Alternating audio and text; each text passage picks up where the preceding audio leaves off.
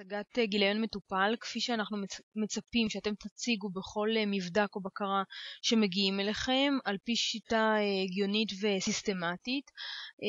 אז ראשית אנחנו פותחים את התיק הרפואי, אנחנו מציגים את שם המטופלת, אני כרגע לא אציג מפאת סודיות רפואית.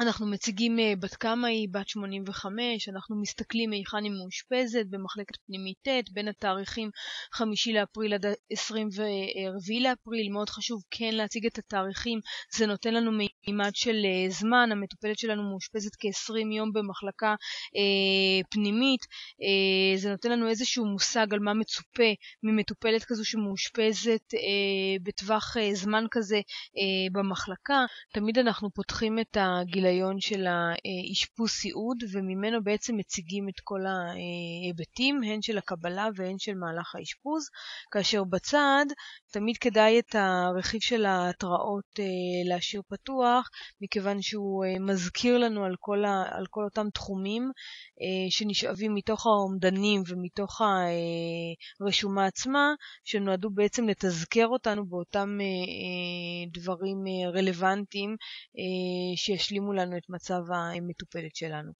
אז אנחנו נלך לדיווח הסיעודי בקבלה, על מנת לראות למה המטופלת שלנו בעצם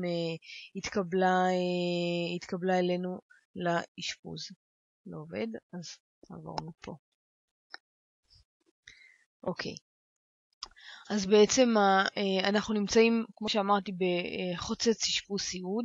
זו מטופלת בת 85, היא אלמנה פלוס 8, מתגוררת במוסד רעות.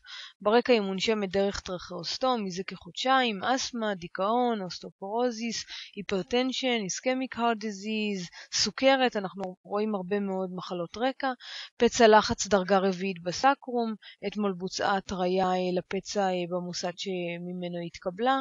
התקבלה בעצם מהמיון עקב ירידה בלחץ דם, אוליגוריה והיפרגליקמיה, כאשר במיון הוכנס לליין מרכזי והותחל טיפול בדופמין. בקבלתה למחלקה המטופלת היא מעורפלת הכרה, היא לא מתקשרת, היא לא משתפת פעולה, היא זקוקה לעזרה מלאה ב-ADL, היא מנוטרת במוניטור, היא מונשמת דרך טרכאוסטום, סך הכל הסימנים שלה שמורים, היא מחוברת לדריפ של דופמין במינון של 2cc, הלחץ דם שלה הסיסטולי שמור, היא מוזנת דרך זונדה, שתן דרך קתטר, כאמור פצע לחץ דרגה רביעית, טופל בהרטבות סיילן, הוכנסה לבידוד מגע עקב מרסה, בקיח, והתקבלה בליווי בני המשפחה שהם הודרכו כמקובל ונלקח סיקור. בעצם אנחנו רואים מטופלת מאוד מאוד מורכבת, כמעט יש לה את מרבית מחלות הרקע, הן שגורמים לסיכון לנפילה, גם הנושא של סוכרת שאנחנו יכולים לבדוק אותו, היא גם מגיעה במצב מצריך את כל הנושא של בידוד. היא מטופלת שהיא מורכבת גם מבחינת ההכרה שלה, גם ברמה הסיעודית שהיא זקוקה לעזרה מלאה, גם כבר יש לה פצע לחץ בדרגה רביעית. זאת אומרת, אנחנו רואים פה באמת מורכבות הן רפואית והן סיעודית מאוד מאוד גבוהה, וישר צריכים לקפוץ לנו כל האומדנים והדגשים שנמצאים לנו כאן בצד שמאל. אז בואו נעבור דבר דבר. הראשון, אנחנו רואים את הנושא של הבידוד. ראינו שהמטופלת הזו התקבלה אלינו ב5 לאפריל, אנחנו רואים שהיא הוכנסה לבידוד מגע ב5 לאפריל, יחידת הזיהומים הזינה את הגורם המחולל בעקבות המרסה. אנחנו רואים שבמצב המטופל הוזן שהמטופלת הזו מונשמת ויש לה פצע לחץ, מה שמופיע לנו במצבת כאיש הירוק. בנוסף אנחנו רואים שכל האומדנים שלה נמצאים בסיכון, הכל צבוע לנו בצבע אדום, בסיכון גבוה, גם מבחינת הנורטון שלה, הסיכון להיווצרות פצע לחץ, אז אנחנו כבר יודעים שיש לה פצע לחץ והיא מאוד מאוד מורכבת ונזקקת לעזרה ב-ADL. אז הציון כאן הוא 8, גם מבחינת קבוצת שיוך, תכנון שחרור מוקדם, אנחנו רואים שאנחנו נצטרך להסדיר את הנושא של השחרור ולתכנן אותו מבעוד מועד, עד שהיא תוכל לחזור חזרה למוסד שממנו התקבלה, או שהיא תימצא כבר לא מתאימה לחזור לרעות ויצטרכו למצוא לה מוסד של סיעודי מורכב אחר.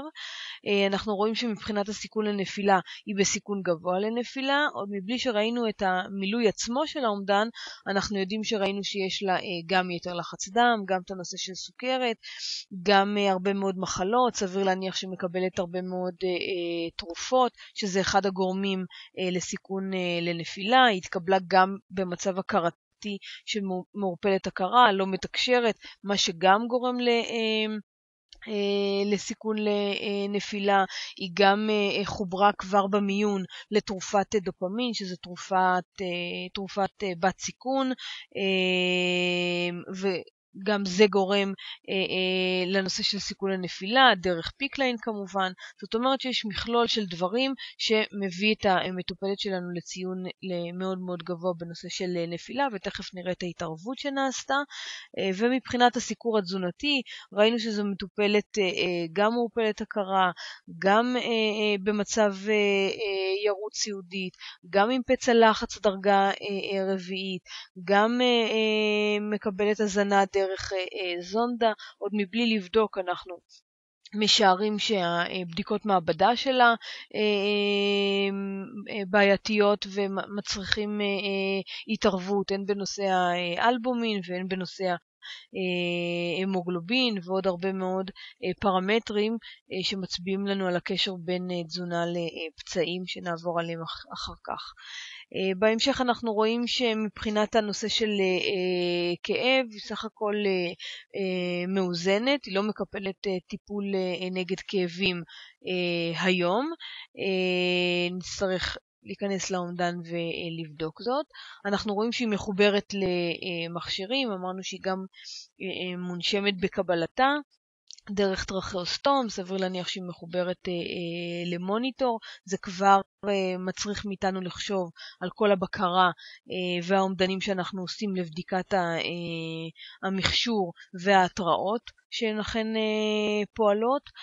אנחנו רואים שהמטופלת שלנו מבחינת שפת ההתקשרות היא התקבלה במצב של מעורפלת הכרה ללא תקשור, ועל כן כאן שפה כאחר.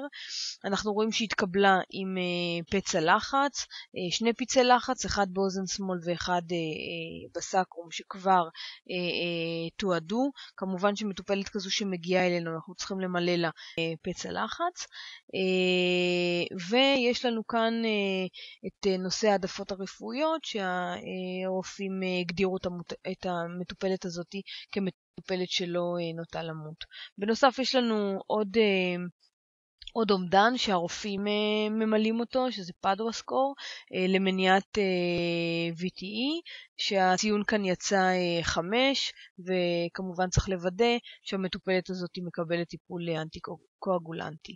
אם אנחנו נלך לדיווחים האחרונים שלנו, על מנת לראות מה המצב שלה היום, בכל זאת עברו כ-20 יום מאז שהיא התקבלה, אז אנחנו נראה שהמטופלת כבר נמצאת בהכרה. אם אנחנו מסתכלים על ה-23 לאפריל, היא לא מתקשרת והיא לא משתפת פעולה עדיין, היא מונשמת כרונית דרך הטרכאוסטום, היא פוקחת עיניים, היא מגיבה לסקשן, הלחצי דם שלה יציבים, היא ללא חום, היא ללא רושם לכאב, היא קיבלה טיפול תרופתי כרשום. מבחינת העזרה ב-ADL אז אין שינוי, היא עדיין נזקקת לעזרה רבה, יציאות שלה בטיטול, שתן עדיין דרך קטטר, שינויי תנוחה וסקשן בהתאם לצורך, וקיימת לידה מטפלת. זאת אומרת שאנחנו רואים שאולי היא כבר לא זקוקה לטיפול באמינים, ומבחינה המודינמית המצב שלה התאזן. עדיין בנושא ההנשמה היא מונשמת באופן כרוני, היא כבר מגיבה מבחינת הכרה היא פוקחת עיניים, היא מגיבה לסקשן, אבל היא עדיין לא מתקשרת, כלומר עדיין לא ניתן להדריך אותה, וצריך מלווה שנמצא לידה.